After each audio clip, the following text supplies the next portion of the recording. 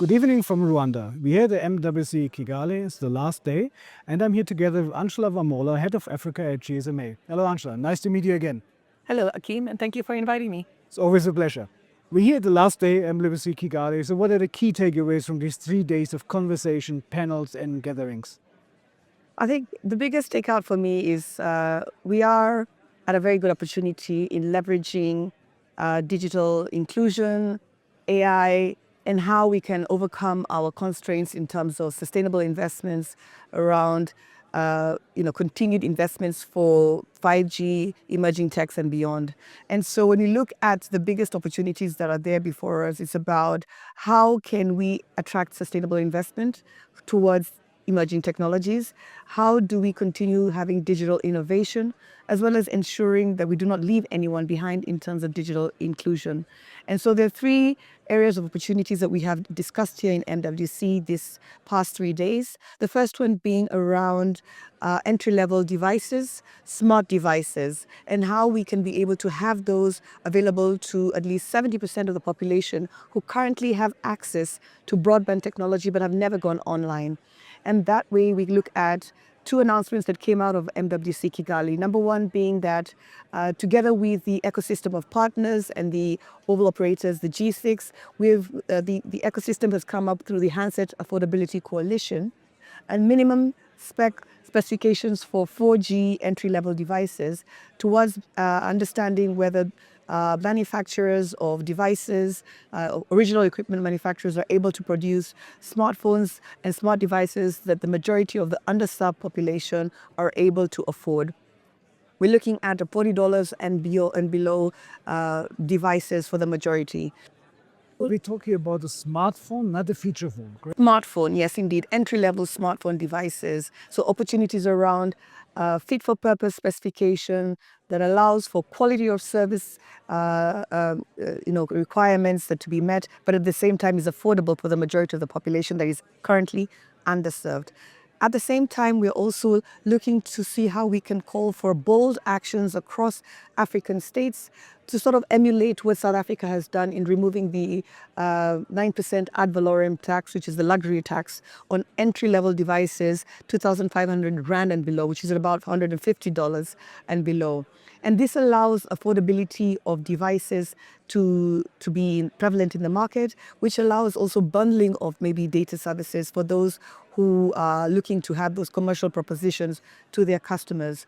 Second opportunity that we saw here in Kigali was around AI, the opportunity that we have to build AI-based innovative solutions, use cases and tools that leverage the majority of our languages and provide that content that's relevant for our people. And so it's not about just being consumers of content, but creating content.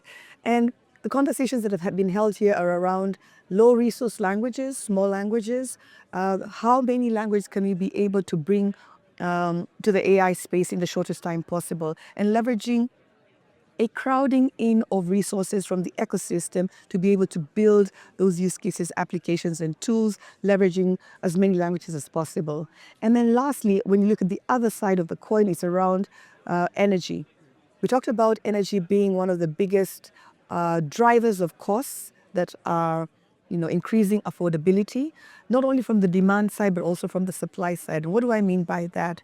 When you look at from the supply side, infrastructure, the availability of access to network has an impact in the affordability of data services. And we find that countries that have more access to electricity for their population, the prices of data are much lower and therefore affordable. And those countries that don't, obviously then their citizens pay a premium to have data. On the demand side is also the same, because when you're looking at smartphones and trying to have more smartphones available in the market, electricity therefore is needed, because we have to make sure that the majority of our households are connected with electricity. And therefore, looking at partnerships and opportunities around collaboration with Mission 300, an opportunity for African governments who are looking at how they can electrify 300 million more people to have access to electricity is another opportunity for us. And so those are the way we're looking at closing the usage gap in Africa. it's a two-sided coin. Closing the usage gap requires us to have relevant content in local languages, and that's the AI opportunity. And so how does access to affordable data also provide the affordability of data, but also the affordability of infrastructure in Africa? All right, that's quite a lot. It's been a very impactful couple of days. I think we've had a large number of people here who have come to basically showcase the kind of innovations that they have already in place, and how can we leverage the ecosystem of mobile operators, government, innovators to be able to bring those use cases to life in a way that we can crowd in, so that already we can be able to begin to build those data sets in our local languages and provide that content that is being built by our innovators in the continent. And so I think that's how we can begin to see connectivity as an enabler for socio-economic growth and innovation in Africa. So we also see, when we look at the usage gap, for example, that we also lack services. It's not only the devices, we need to have the right services or solutions or offerings for people actually to feel the need to do something with this smartphone. And the many conversations we had the last 3 days, I heard a lot where people said, look, what we also need, we need to understand really what solutions do we need. Are they really solving a problem, a real life situation in Africa? So from Africa for Africa in terms of services. And as the ICT minister of Rwanda said, it's not only bringing technology for the sake of technology, it should or has to have to solve a problem. Yes, indeed. I think that's what we've seen here. A majority of the innovators here, very young, youthful, coming up with fantastic ideas around solving challenges that they have with the resources that they have.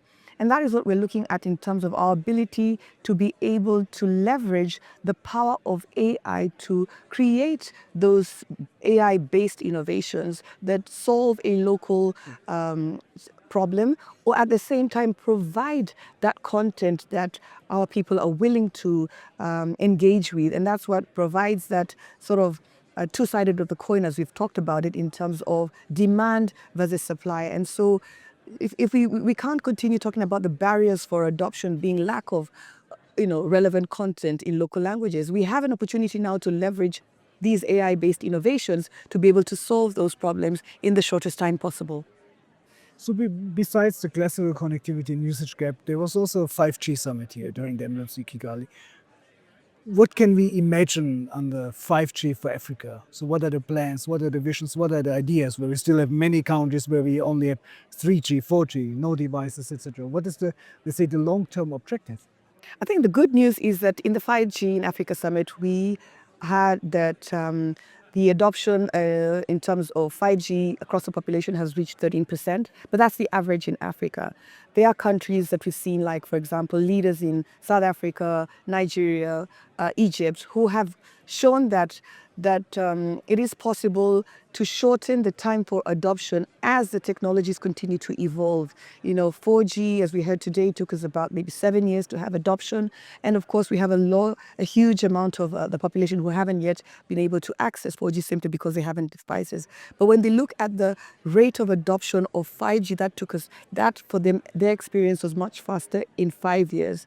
And so it looks like as the technology continues to evolve, the learnings are being embedded in terms of how do we use, what use cases are available for that adoption. For example, in Nigeria, we heard that one of the use cases that emerged was around offloading 4G networks by people who already had 5G devices, and therefore that relief of the workload on the 4G network created more opportunities using the same investment to onboard more 4G users who had never been online on 4G, and therefore also being able to understand where 4G devices or 5G devices are available to provide that fixed wireless access that is also a major use case for Africa.